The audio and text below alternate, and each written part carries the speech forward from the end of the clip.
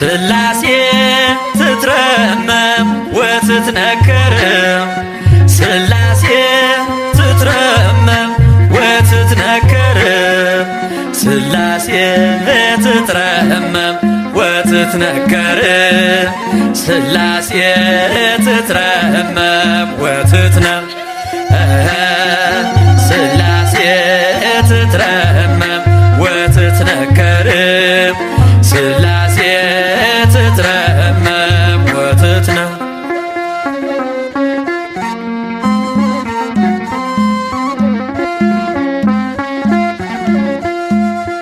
ይገባል ምስጋና ይገባል ውዳሴ ሁሉን ለፈጠረ ለቅድስት ሥላሴ ከዘመናት በፊት ቀድሞ የነበረ ፍጥረቱን በሙሉ